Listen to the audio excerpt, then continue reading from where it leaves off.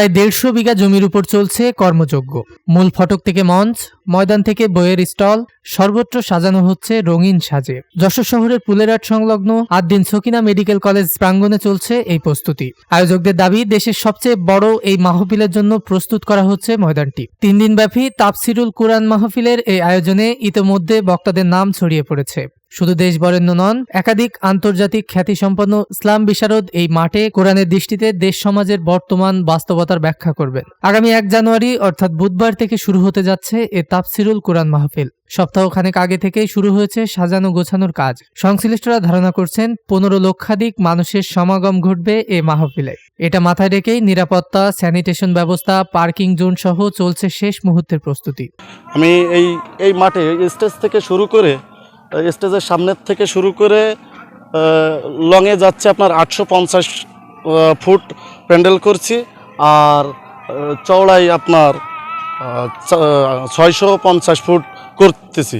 60% কাজ সম্পূর্ণ হয়েছে, আর সম্ভবত 1 তারিখের আগেই, আমি 31 তারিখ সন্ধ্যার আগেই আমি কাজটা সম্পূর্ণ করার চেষ্টা করব।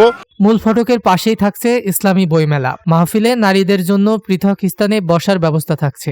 আয়োজকদের দাবি, এটি হবে দেশের সবচেয়ে বড় মাহফিল।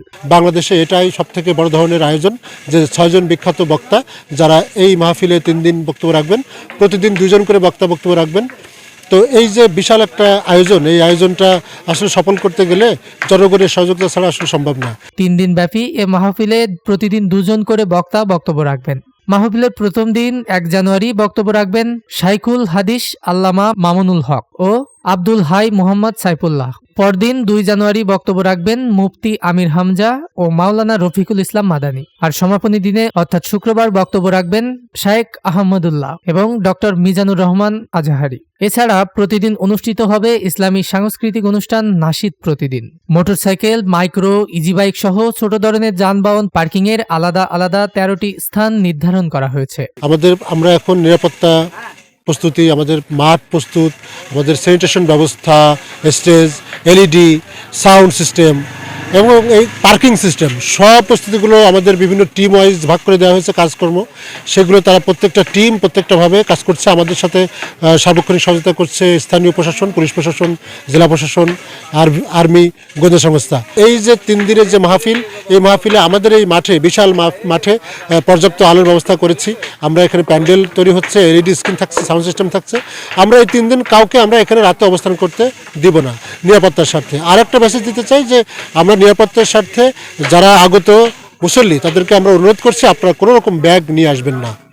তাছাড়া আমরা যারা বাস বা অন্যান্য যে ভেহিকেলগুলো, সেগুলো আমরা পার্কিংয়ের ব্যবস্থা তাদের মতো, কিন্তু আমরা মোটরসাইকেল, কার, ইজি বাইক, এই যে ছোটো ছোটো যে বাহনগুলো, সেই পরিবহনগুলো আমরা পার্কিংয়ের জন্য প্রায় 13টি স্থান আমরা আশেপাশে ব্যবস্থা করেছি। মুসল্লিদের জন্য দীর্ঘ এই মাঠের বিভিন্ন স্থানে স্থাপন করা হয়েছে 15টি অস্থায়ী ডিজিটাল ডিসপ্লে। মাঠের এক কোণে থাকবে অস্থায়ী স্যানিটেশন ব্যবস্থা। প্রতিদিন বিকাল 3টায় শুরু হবে দিনের কর্মসূচি, শেষ হবে রাত 9:30টায়। তবে নিরাপত্তার সাথে রাতে কাউকে মাঠে অবস্থান করতে দেওয়া হবে না। আগত মুসল্লিরা কোনো প্রকার ব্যাগ সাথে আনতে পারবেন না বলে জানান আয়োজকরা। তাদের দাবি, এই আয়োজনের মাধ্যমে বাংলাদেশের তাফসিরুল কুরআন মাহফিলের ইতিহাসে জায়গা করে নেবে যশোর।